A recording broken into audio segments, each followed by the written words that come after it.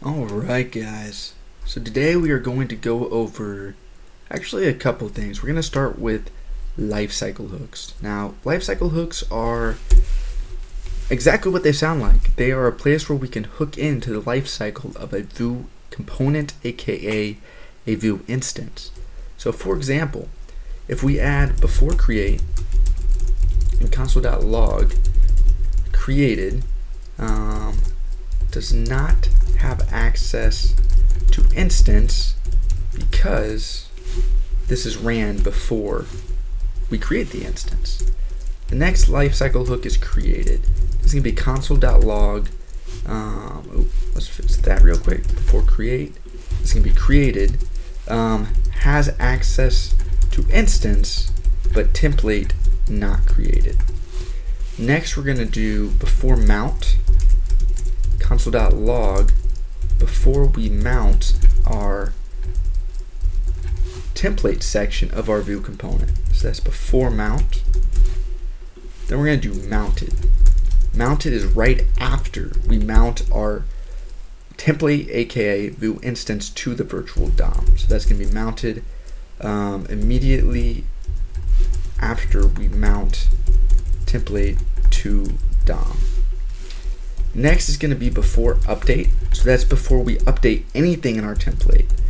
So if we change an input field, and that input field is binded to a data property, then this will run.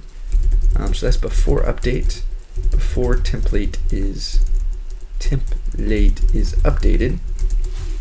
Then we're going to do updated. Console.log updated is going to be immediately after template is updated. Then we're going to do before destroy. This is going to be console.log before destroy. It's going to be immediately before we destroy our template, or our instance actually. And then destroyed is going to be console.log. Actually, this is template, my bad, because we have access to the instance within destroyed. Destroyed is going to be immediately after we destroy our template. So if we save that, we open up our inspector tools right here, go to our console, and you'll notice that these lifecycle hooks already run. Before create does not have access to instance, created has instance, before mount and mounted. So these four lifecycle hooks, before create, created, before mount, and mounted, automatically run because it's before we create our instance, once our instance is created, before we mount our template, and once our template is mounted. Those will run right on page load. Now before update, updated. Anytime we update anything in our template that is binded to our Vue instance, we will get the before update and updated. So how do we trigger this before destroy and destroyed functionality? So let's do this. Let's open up our sidebar, show sidebar. Let's go to our views. We're going to go to the dashboard view, and we're actually going to add in a button. We're going to do button equals at click equals show.form equals not show.form. So if show.form is true, then set it to false. If it's false, set it to true. And then we're going to add the text as show.form. If that is true, that means we have our form. We're going to say delete form, or more properly, destroy form. Otherwise, create and mount form. So just like that, and let's do this. Let's hide our sidebar real quick. Hide sidebar. Then we're going to go down to our data, or we're returning. We're going to do show equals form. We're going to do true by default. And now we have this button. And if we click this button, it still doesn't do anything. So what we need to do is we need to add this if directive. Base form exists if show.form is true. So now if we do it, notice that we are properly triggering our before destroy and destroyed hooks within our base form instance, because this if directive is saying base form only exists if show.form is true. So when we toggle from show.form is true to show.form is false, then we have destroyed our form.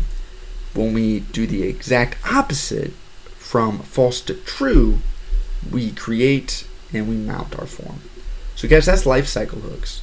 The next thing I want to show you real quick is if we go back here, I want to also go through assets.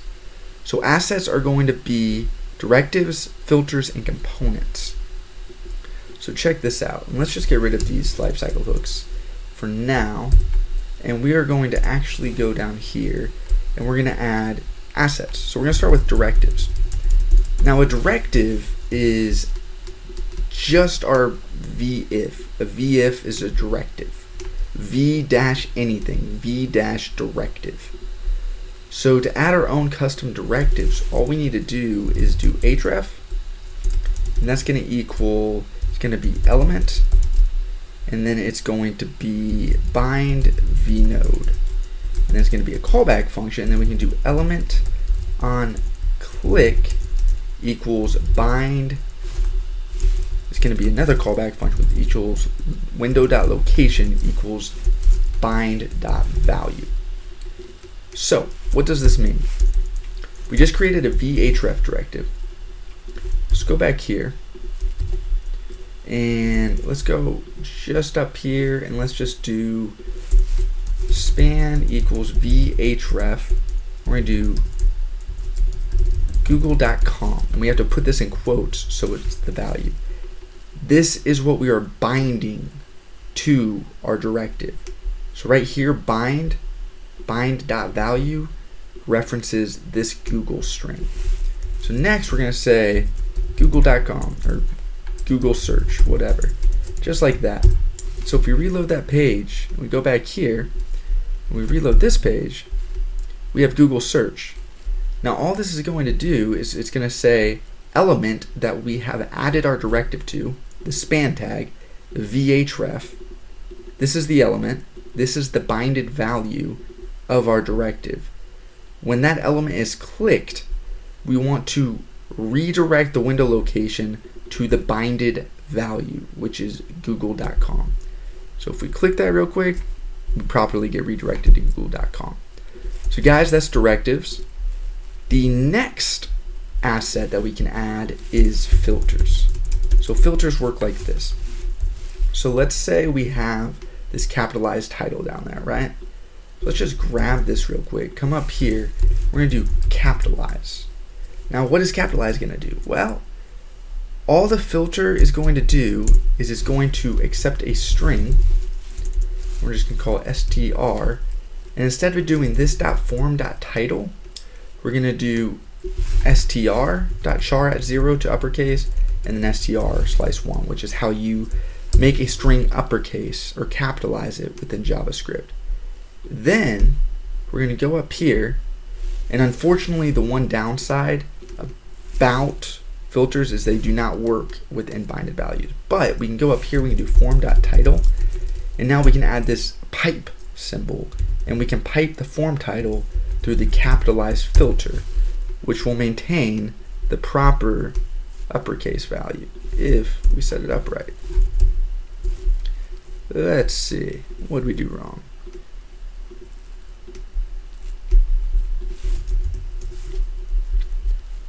Form title equals base form. We gotta return it. So there we go. And there we go. So that works properly too, guys. So I'm gonna remove this directive now. I'm gonna keep that capitalized filter there because we're gonna refactor that later. And that leaves our last asset. Our last asset is components. All components is you just import a child component. Pretty simple, pretty straightforward. That is assets in a nutshell, guys. So we just went over our lifecycle hooks. We omitted activated and deactivated because those are rarely used. If you want to look into those, they use a special global keep alive component. But again, they're rarely used, so I don't want to cover those and add more information than we needed. Error captured is just what it sounds. That's another lifecycle hook where we can capture any view instance errors thrown. So that's more of a catcher of errors than a lifecycle hook. But we went over the rest of the lifecycle hooks: before create, created, before mount, mounted, before update, updated, before destroyed, destroyed, and we went over the assets of a Vue instance, which are directives, filters, and components. So guys, I hope that was helpful, and like and subscribe if you guys want to see more of this Vue stuff.